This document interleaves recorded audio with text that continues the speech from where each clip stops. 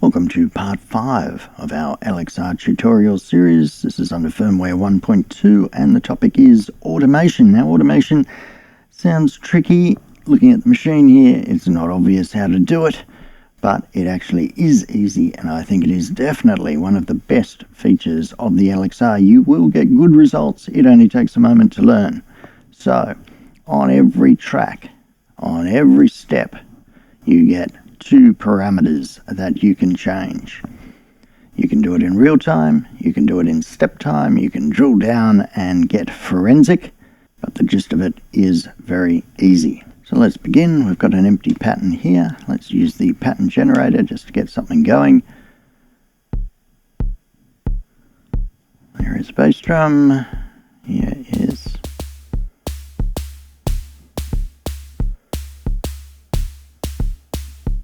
so there is a very simple pattern. Now, automation, shift, record.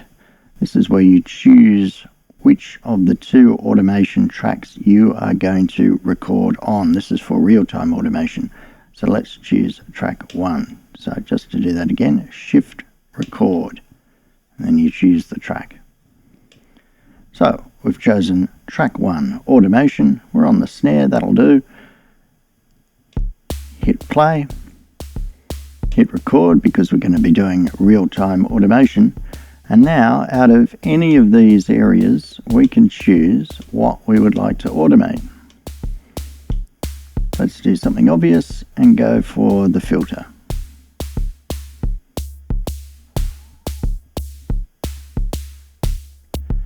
Now you can keep on twiddling it. As soon as you stop twiddling it, it's not going to be recording anything. You can hear what it's done so far. You can quickly just change 1 or 2 things. You go, yeah, that's alright. Let's do something for the other track, track 2. We're still in record mode. Let's try something with the resonance.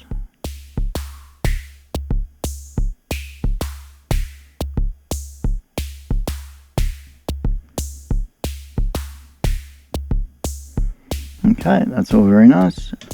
We've got 2 tracks of automation there. Let's go to the bass drum. Let's try some automation here. Shift, record. We'll have track 1 automation on the bass drum. Let's do, well, let's just do the tuning.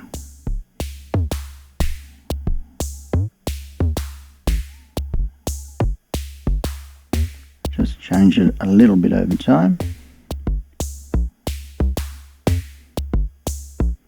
Now I'm not saying that's great, but just as an example of what to do, shift record, let's choose the second track. The second track, let's do, let's try modulation.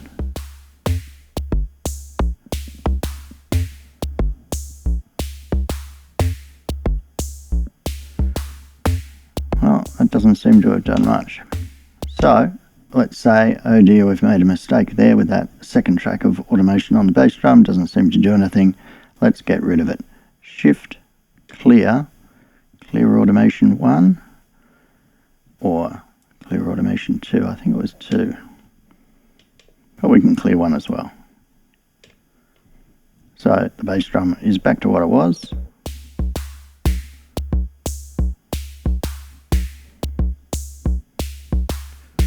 Although, since I've moved that around, maybe we should just reload the kit.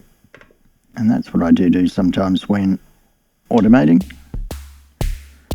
just to make sure that you're going to get the repeatable result that you think you're going to get, because obviously as you're automating things, you're moving around various parameters. So you've got the tuning on the bass drum there as 25 and you're automating and you're twiddling, things like that. It might end up somewhere else. So sometimes it can be good just to reload whatever kit it is that you're using, just to make sure that that's the result you're going to get again when you reload the pattern. So what we've got so far is just automation on the snare. Let's try something else though. Let's go into the closed tab. Let's go into the pattern generator again.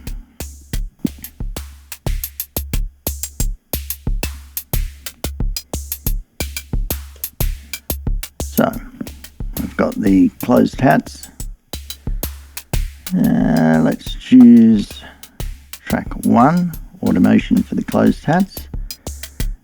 Put it into record mode, and what will we vary? Well, how about the decay?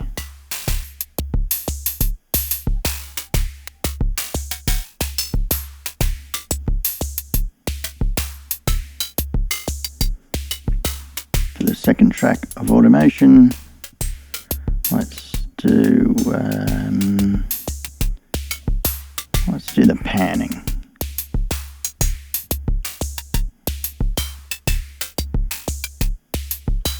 So I'll just randomly sort of swizzle it around so we get a bit of variation. So that's not too bad. Take it out of record mode.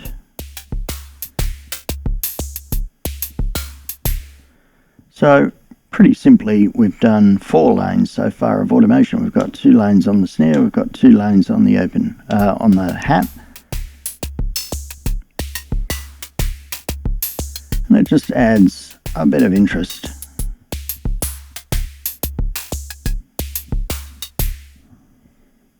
So let's save that pattern, save pattern 34, that's all good.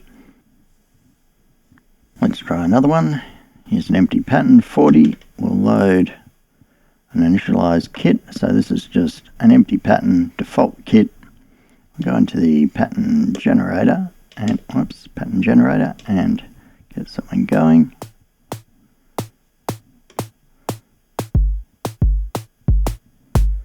Okay, there it is.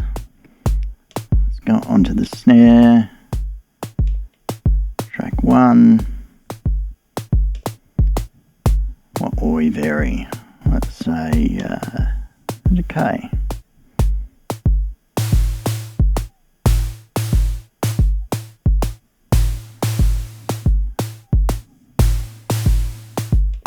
Track 2. What will we vary here? We're still in record mode. Let's have the resonance.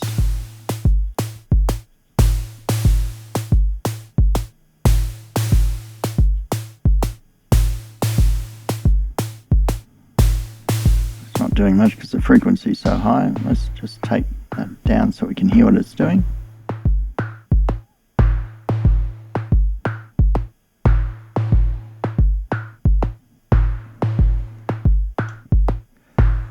Hi-hats, pattern generator,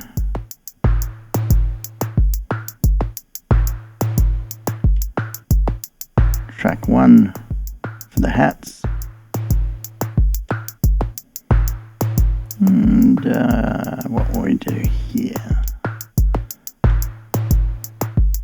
Let's try the resonance here, switch it into record.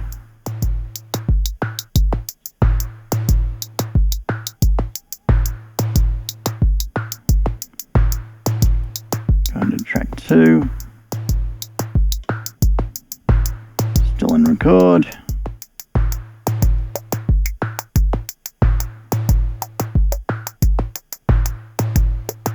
Sort of randomly twiddle it around just for some nice variation.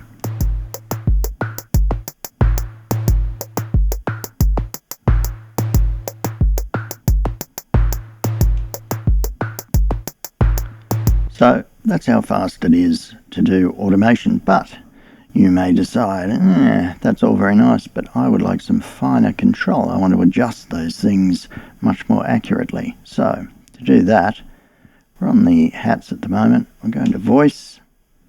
Now you know you're in voice mode because none of these parameters are lit up, and you just need to scroll over.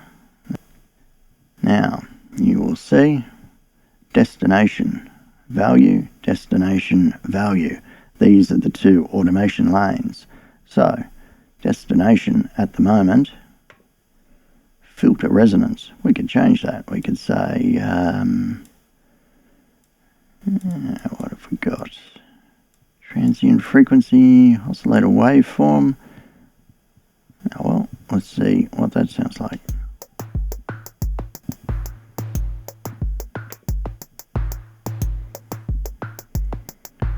And if we click on the next step, now you see that destination is actually resonance. So this step is oscillator waveform, but this one is filter resonance. So, as you can see, you can have different destinations per step. So this one, we could say filter frequency. And this one, we could say, well, it could be effects, but gain, velocity, I mean, it can be anything, can't it?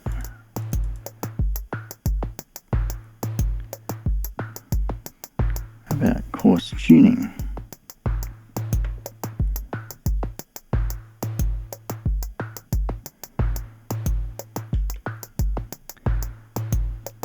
But let's say we want to just change the resonance and frequency step to step. Go on to the next one.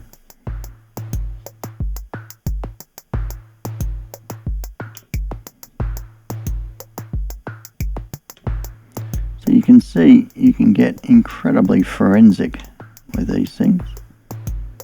You could have different parameters being automated on every step.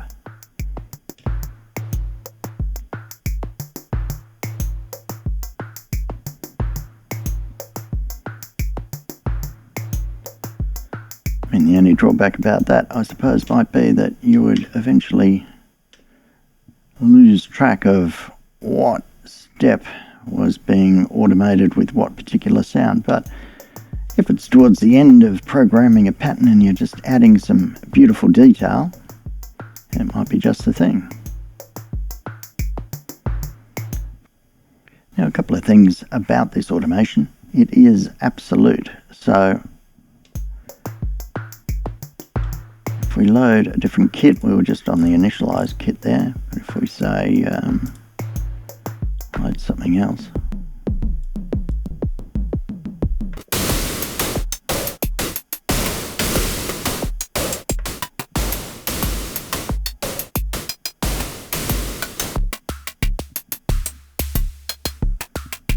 so it can be very interesting, I think, to do automation on one kit and then change the kit and see what that automation does to some of your other kits.